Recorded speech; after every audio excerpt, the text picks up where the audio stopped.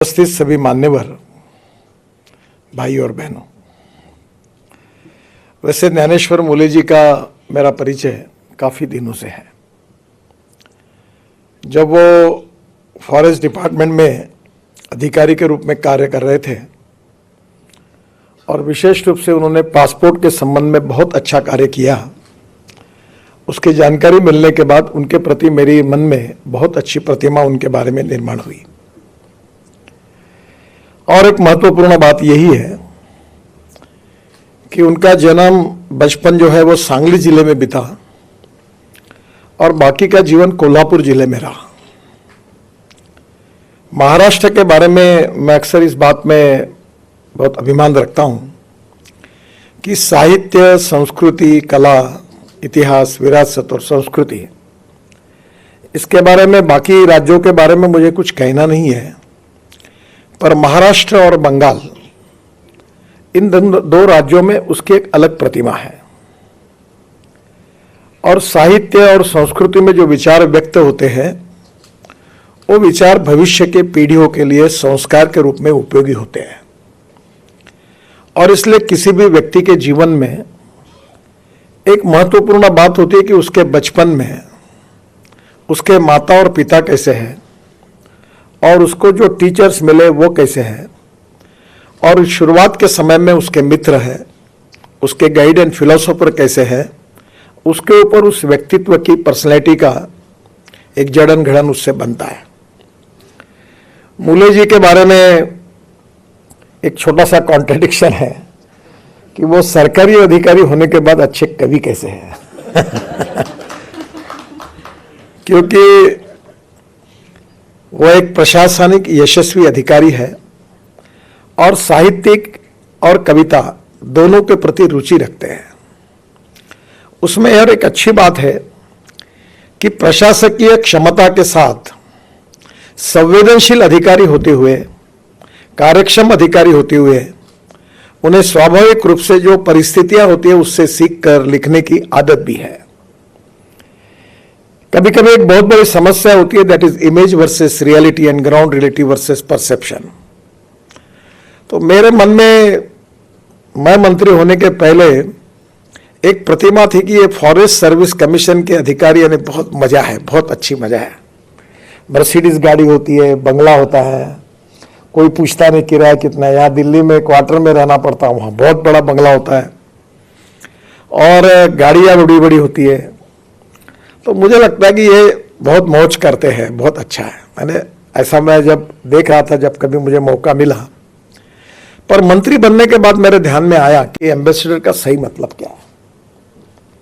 जब हम कहते हैं कि नॉलेज ये पावर है, तो अलग अलग देशों में जो इनोवेशन है, जो साइंस है, जो टेक्नोलॉजी है, जो रिसर्च है, वहाँ का एजुकेशन है, ट्रेड और बिजनेस है, एक्सपोर्ट और इंपोर्ट है, इन सब बातों में काफ़ी बड़े प्रमाण पर हमारे एम्बेसडर बहुत महत्वपूर्ण भूमिका निभाते हैं। अगर एक छोटा सा कोई मटेरियल अगर हमको सस्ते में मिलता है तो देश का करोड़ों रुपए का फायदा होता है, और हमारे देश का कोई बड़ा एक्सपोर्ट ऑर्डर मिलता है तो देश में कितने लोगों को एम्प्लॉयमेंट मिलता है। तो एम्बेसडर जो होता है वो स्वाभाविक रूप से उसका काम देश के विकास के लिए, देश के भविष्य को बनाने के लिए बहुत उपयोगी होता है। पर सरकार में जो अलग अलग प्रकार की सर्विसेज है उसमें काम करने वाले अलग अलग प्रकार के अधिकारी हैं, क्योंकि जैसे व्यक्ति होते हैं वैसे उनका एटीट्यूड और अप्रोच भी होता है। हमारा जो लोकतंत्र खड़ा है उसमें 4 इंपॉर्टेंट पिलर है। एक independent, impartial and fair judiciary. दूसरी बात जो इंपॉर्टेंट है वो हमारी एग्जीक्यूटिव विंग, यानी हमारी प्रशासकीय क्षमता रखने वाले अधिकारी जिनको इम्प्लीमेंटेशन की जिम्मेदारी है। और तीसरी लेजिस्लेटिव विंग जो जनता से चुनकर आती है, राज करती है। और इन सब बातों को मजबूत करने के लिए एक मीडिया, उसका रोल उतना ही इंपॉर्टेंट होता है। और चारों विंग में चारों पिलर अच्छा काम करते हैं तो लोकतंत्र में गुणात्मक परिवर्तन होता है, प्रगल्भ भी बनता है, संवेदनशील भी बनता है, और स्वाभाविक रूप से उसके कारण वर्ल्ड में हमारी प्रतिष्ठा भी बढ़ती है। मूले जी के बारे में एक बात अच्छी है कि अच्छे प्रशासनिक अधिकारी होने के बाद भी साहित्य और कविता की एक उनको दृष्टि होने के बाद में भी एक संवेदनशील अधिकारी और कार्य विमुख और कार्य तत्पर अधिकारी, ये सब बातें इसमें इकट्ठा हुई है। मैं अक्सर एक बात कहता हूं कि there is a difference between letter and spirit. कुछ लकीर के फकीर होते हैं, जो लिखा हुआ रहता है वो इंटरप्रेट करते हुए ऐसा ऐसा होगा, but there is a difference between letter and spirit. Actually Kesavananda case में सुप्रीम कोर्ट ने भी भारतीय संविधान के बारे में एक बहुत अच्छा निर्णय दिया है, और उन्होंने कहा है कि there is a difference between letter and spirit. Spirit of the constitution is very important, और इसलिए स्वाभाविक रूप से प्रशासकीय कार्य क्षमता रखने के बाद नियमों के आधार पर स्पिरिट को समझना और समझते हुए लोकाभिमुख कार्यों के लिए निर्णय करना, ये बहुत महत्वपूर्ण है। गांधी जी अक्सर ये कहते थे कि कानून का पालन तो होना ही चाहिए। मैंने आज तक जीवन में किसी अधिकारियों को कानून तोड़ने के लिए कहीं नहीं कहा। मैं कहता हूं break the law up to the last limit of breaking point, और ये समझो कि इसमें स्पिरिट क्या है।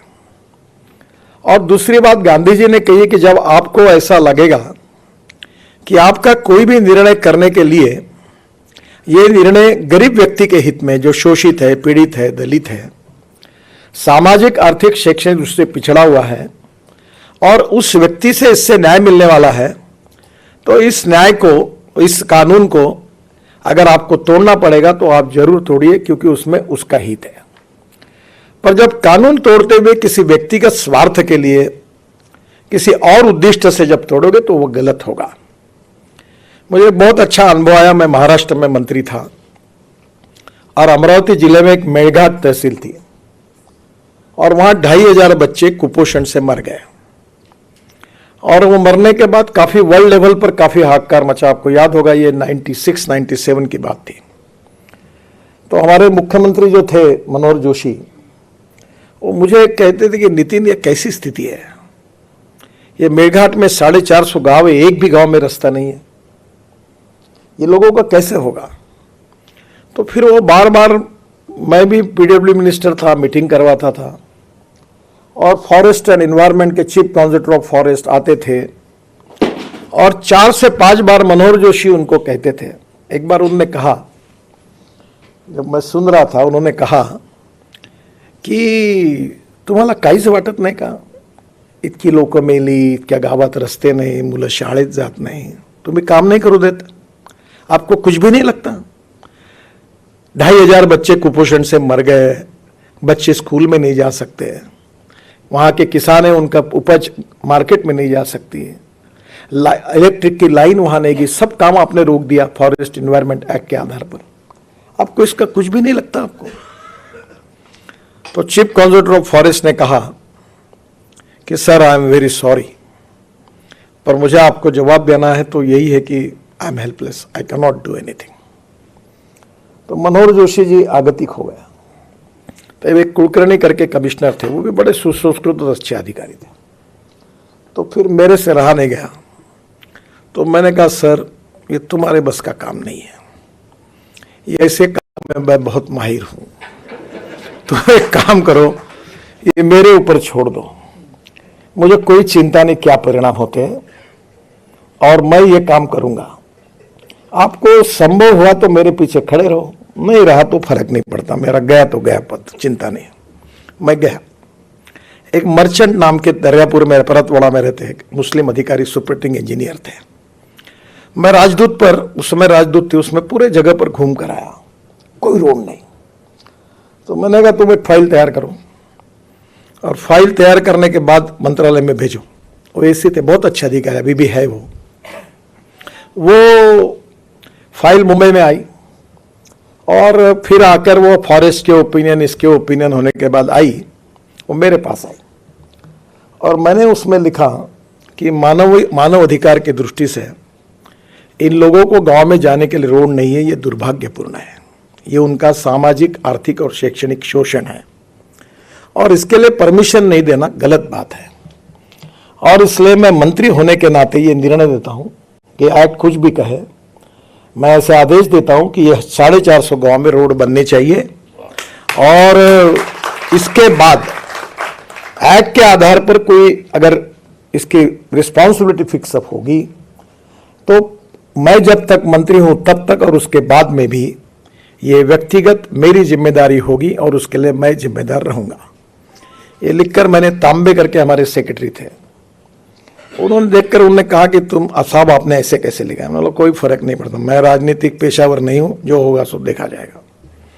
और मैं गया, क्या कहा वो मैं अब नहीं बताऊंगा फॉरेस्ट वालों के लिए, क्योंकि वो ठीक नहीं होगा। पर मैंने 450 गांव में रोड बना दिया। और डॉक्टर अलेक्जेंडर हमारे गवर्नर थे, बहुत अच्छे संवेदनशील व्यक्ति थे। मैं उनको हेलीकॉप्टर से लेके गया उद्घाटन के लिए, और वो पहले 5 गांव में जाने वाले थे, फिर वो 20 गांव में गए। 2 दिन वो चिखलदरा रुके थे और वो इतने खुश हुए। और फिर हाईकोर्ट में एक PIL भी हुई, तो कोर्ट ने कहा ये वायलेशन है। तो फिर डिपार्टमेंट आपको सरकारी अधिकारी बोल रहे थे एफिडेविट करना है, मेरा नाम लिखो, जो सजा करनी है कोर्ट को मुझे करने दो, क्योंकि इट्स माय डिसीजन।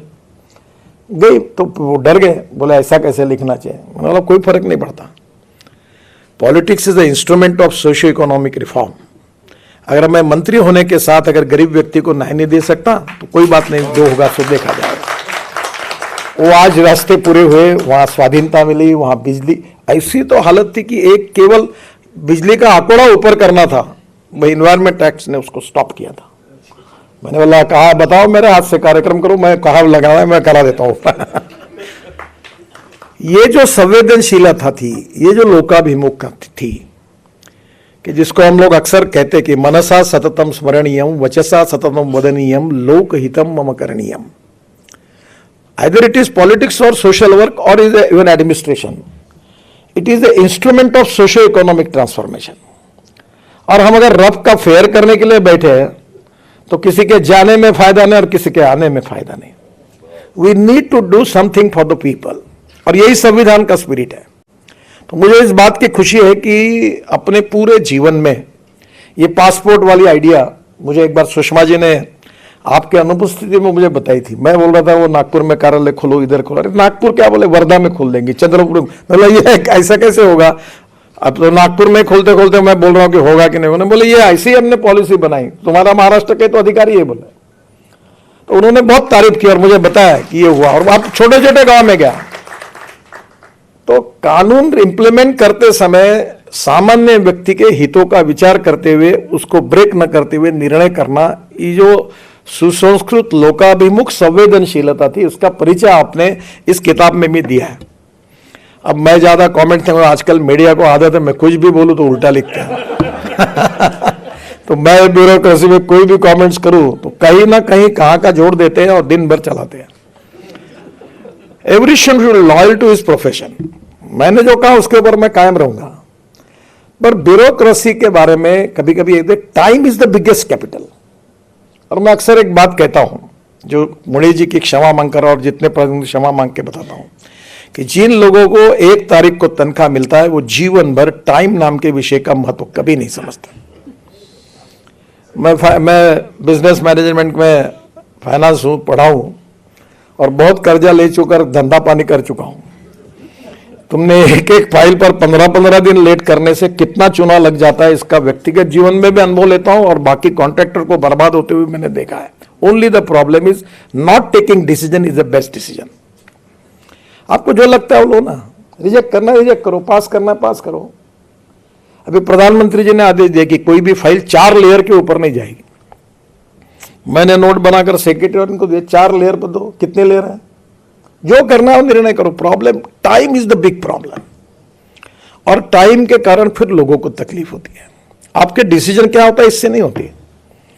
और इसलिए इसका जब महत्व होता है जब अधिकारी संवेदनशील हो, दूसरों के व्यक्ति के भी पास जाकर उसके सुख दुख को समझने की कोशिश करनी चाहिए। मैं जब मंत्री बना तो करीब 406 प्रोजेक्ट 3,85,000 करोड़ के स्टॉल प्रोजेक्ट थे, बंद पड़े थे, और बैंकों में 3 लाख करोड़ का एनपीओ हुआ था। मैं हमारे यहाँ फर्स्ट फ्लोर पर ट्रांसपोर्ट वन में रोज रात को 12-12 बजे तक बैठता था, अधिकारी, कॉन्ट्रैक्टर, कंसल्टेंट, बैंकर्स, और कुछ ना कुछ मुझे अक्सर लगता था कि positive attitude, fast track decision making process, transparency, corruption free system और डिसीजन मेकिंग प्रोसेस होनी चाहिए। We have to find out the way out, solution निकालना चाहिए विदाउट ब्रेकिंग द लॉ। तो मैं बहुत बार बैठता था, मतलब बैंक को बोलता तुम्हारा इसमें फायदा है, तुम्हारा इसमें फायदा है, ये ऐसे रोक के क्यों कर, लोगों को भी तकलीफ हो रही है, एक्सीडेंट हो रहे हैं, लोग मुझे गालियां देते हैं। एक बार मैंने एक अधिकारी को कहा कि तुम्हारा नाम क्यों नहीं लिखते रोड पर, गड्ढे है इतने, तो मैंने नियम बनाया कि रोड पर सब डेप्यूटी इंजीनियर सबका नाम लिखो कि ये रोड में गड्ढे है, तो मैं मेरा ही पुतला क्यों फूके, लोग आपका भी फूके। अगर आप लोग जब मेरे लिए करेंगे तो फिर आपकी भी जिम्मेदारी है ना। मैं मजाक में उनको कहा कि आपका भी कल लोग आपको भी पूछेंगे, नहीं तो तुरंत कुछ हो तो लोग बोलते कि क्यों ऐसा क्यों हुआ। तो शरद जोशी करके हास्य व्यंग्य के कवि थे, मेरे बहुत फेवरेट कवि थे, और आज भी मुझे कभी समय मिलता है तो मैं उनकी कविताएं सुनता हूं। भोपाल के थे, और आपकी जो कविता है वो शरद जोशी जी की कविता को याद करने वाली बात है। बहुत अच्छा व्यंग्य करते थे। उनकी एक पोस्ट ऑफिस करके कविता है, एक उनकी कांग्रेस करके कविता है। पोस्ट ऑफिस कविता बहुत अच्छी थी। वो बोलते अगर अंग्रेज पोस्ट ऑफिस नहीं खोलते, अगर हम खोलते तो क्या होता। तो वो बोलते पहले एक व्यक्ति पोस्ट ऑफिस आता, आने के बाद काउंटर पे जाता, बोलता मुझे चिट्ठी लिखना है। तो उससे सवाल पूछता क्यों लिखना है, आवश्यक है क्या, क्या कारण है, बहुत इमरजेंसी है क्या। फिर बड़े मुश्किल से वो परमिशन देकर एक चालान देता हाथ में, मैं चालान भरता। चालान भरने के बाद मैं ट्रेजरर के पास, कैशियर के पास जाता, उसको चालान जमा करता। चालान जमा करने का पता क्या है, क्यों चिट्ठी लिख रहे हो, अरे भाई चालान दिया। चालान देने के बाद वो मुझे पोस्ट कार्ड देता, मैं घर आता, चिट्ठी लिखता। और जब मैं पोस्ट ऑफिस के सामने लाल डिब्बे के सामने जाता तो एक सिक्योरिटी गार्ड खड़ा रहता, ए क्या कर रहा है, नहीं चिट्ठी डाल रहा हूं, चल चाय पानी के पैसे ला। तो बोले मैं चिट्ठी डालता। डालने के बाद, चिट्ठी के बाद उसका जवाब आता, चिट्ठी भरना तो बहुत बड़ा है, और चिट्ठी आता, जवाब आता है, तो मुझे पता चलता है कि पोस्ट ऑफिस में जवाब आया है। तो मैं जाता, तो वो बोलता अच्छा जवाब आया है, पर तुम शरद जोशी हो, इसका मतलब क्या है, तुम ही हो क्या और कोई हो, जाओ पहले एफिडेविट करके लाओ कि मैं शरद जोशी हूं और कोई नहीं हूं, तब चिट्ठी तुमको मिलेगी। फिर वो एफिडेविट करता, एफिडेविट करके देता।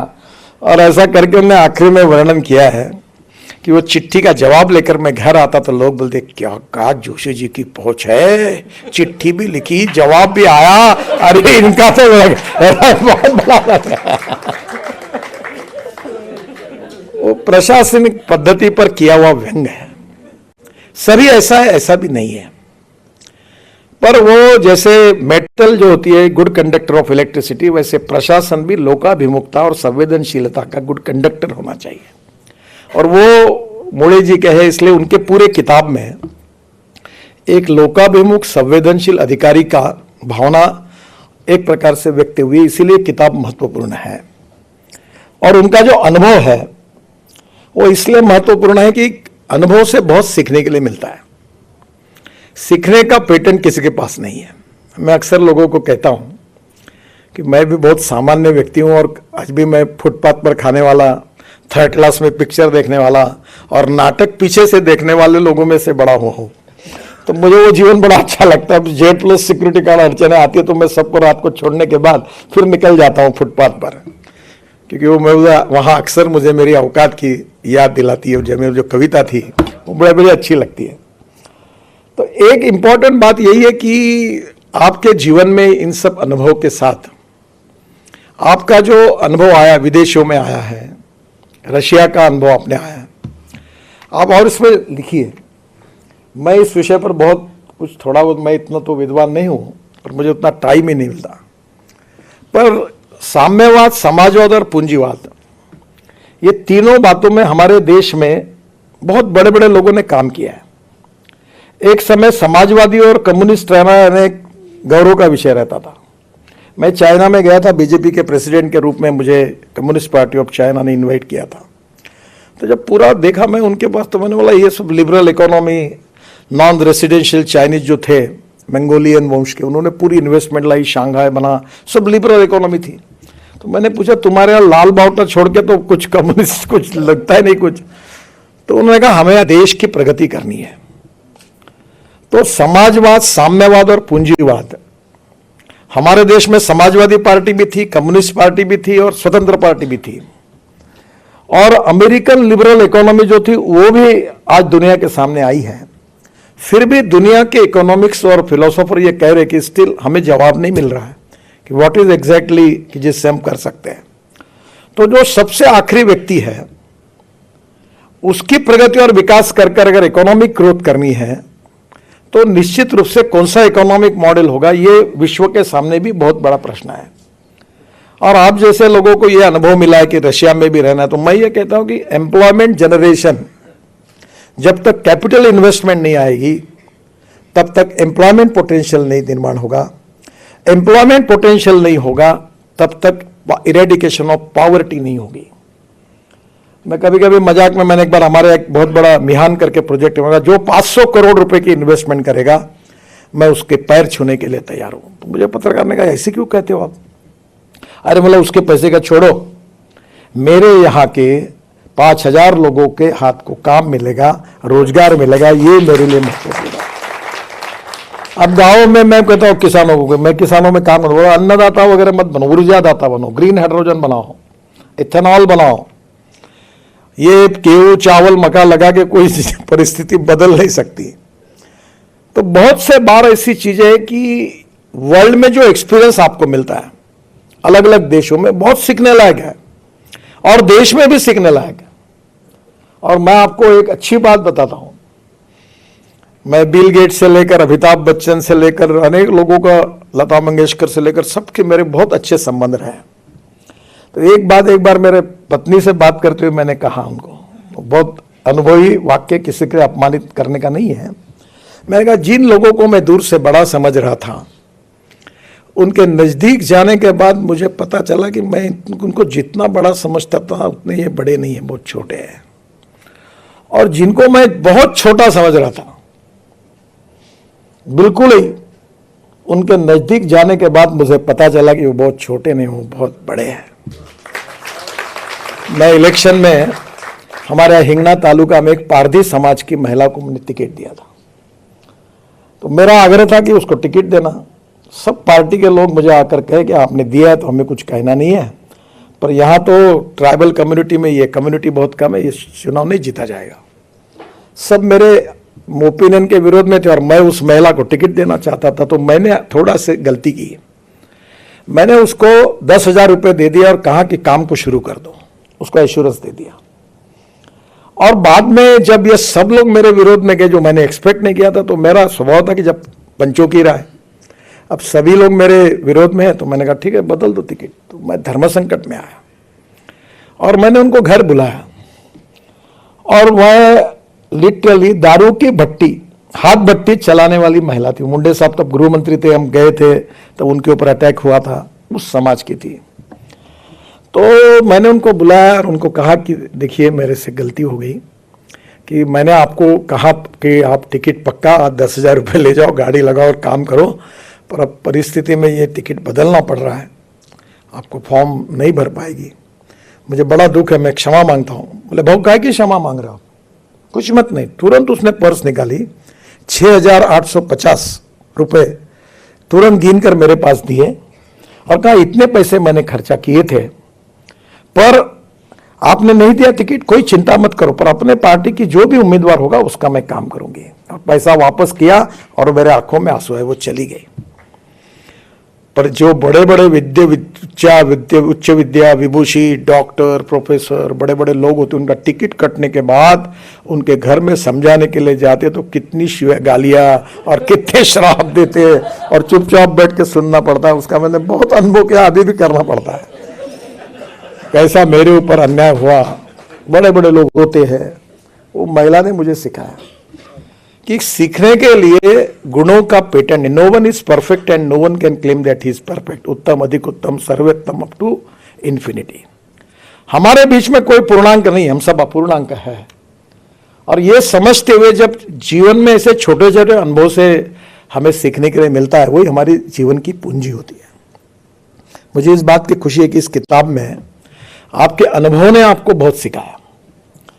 आपके बचपन की माता पिता के और शिक्षकों के संस्कारों ने आपके साहित्य कविताओं के बारे में रुचि निर्माण करके आपकी इस गुणवत्ता को बढ़ाया और प्रशासकीय अनुभवों में संवेदनशीलता के कारण नेशनल और इंटरनेशनल लेवल पर आपके अनुभवों ने इस लेखन को और परिपक्व बनाया।